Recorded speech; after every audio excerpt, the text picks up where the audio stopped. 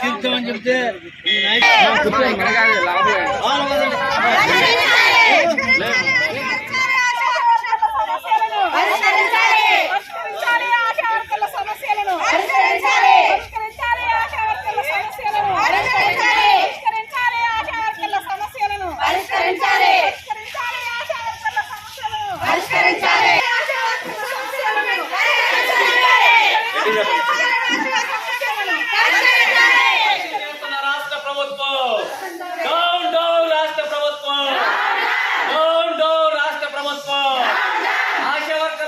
పరిష్కరించమంటే అక్రమస్తులు చేస్తున్న రాష్ట్ర ప్రభుత్వం రాష్ట్ర ప్రభుత్వం పరిష్కరించాలి ఆశా వర్కర్ల సమస్యలను పరిష్కరించాలి ఆశా వర్కర్ల సమస్యలు.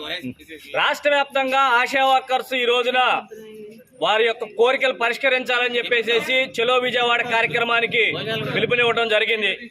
ఈ రోజు రాష్ట్ర ప్రభుత్వాన్ని గత 20 రోజులుగా రాష్ట్ర ప్రభుత్వంతో మధ్య మార్గంగా యూనియన్ల ఆధ్వర్యంలో చర్చలు జరిపాము, రాయబారాలు పంపించాము. యూనియన్ రాష్ట్ర కార్యదర్శి ధనలక్ష్మి గారు అనేక మార్లు ప్రభుత్వ ఉద్యోగులతో చర్చలు జరిపి అడగడం జరిగింది ఆశా వర్కర్ల సమస్యలు పరిష్కరించమని.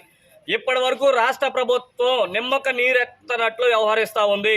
ఆశా వర్కర్ల సమస్యలు పరిష్కరించమని అడిగితే ఏ మాత్రం స్పందించకుండా రాష్ట్ర ప్రభుత్వం నిస్సిగ్గుగా వ్యవహరించడం వల్లనే ఈ రోజున చలో విజయవాడ కార్యక్రమానికి ఆశా వర్కర్స్ యూనియన్ పిలుపునివ్వడం జరిగింది. కాబట్టి రాష్ట్ర ప్రభుత్వం ఏదైతే సమస్యలు అడుగుతా ఉన్నారో, సమస్యలు అడగడానికి విజయవాడ వెళ్తా ఉన్నారో, అందరినీ కూడా అక్రమ అరెస్టులకు పాల్పడింది. అర్ధరాత్రి నుంచే మహిళా పోలీసులు లేకుండా ఆశా వర్కర్లు ఇళ్లకెళ్లి నోటీసులు ఇవ్వటం, వాళ్ళని తీసుకొచ్చి స్టేషన్లలో కూర్చోబెట్టడం, రోడ్డు మీద కూడా బస్సుల్లో అవమానపరిచే విధంగా దించి నడి రోడ్ల మీద నుంచోబెట్టి ఆటోల్లో ఈ గొడ్లను గేదెలను తరలించి ఆటోల్లో తీసుకొచ్చే పరిస్థితి రాష్ట్ర వ్యాప్తంగా నెలకొంటా ఉంది. మేము అందుకే రాష్ట్ర ప్రభుత్వాన్ని ఒకటే అడుగుతా ఉన్నాం. రాష్ట్ర ముఖ్యమంత్రి గారు రేపు ఎన్నికల కోసం వస్తా ఉన్నాడు. అయ్యా ముఖ్యమంత్రి గారు, ఒక్కసారి మీరు ఆలోచించండి. మహిళల పట్ల మీ ప్రభుత్వం వ్యవహరిస్తున్న తీరు అత్యంత దుర్మార్గంగా ఉంది, ప్రజాస్వామ్యాన్ని కూలీ చేసే విధంగా ఉంది.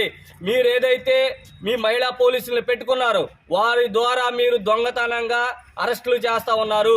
రేపు వాళ్లే మిమ్మల్ని ఖచ్చితంగా ఇంటికి పంపించడానికి సిద్ధపడతా ఉన్నారు. మహిళలంతా కూడా రేపు మీ బటన్ నొక్కడానికి సిద్ధంగా ఉన్నారు. ఏప్రిల్ నెలలో మీ బటన్ గట్టిగా నొక్కుతారు, మిమ్మల్ని ఖచ్చితంగా ఇంటికి పంపిస్తారని మేము ఈ సందర్భంగా రాష్ట్ర ప్రభుత్వానికి తెలియజేస్తా ఉన్నాం.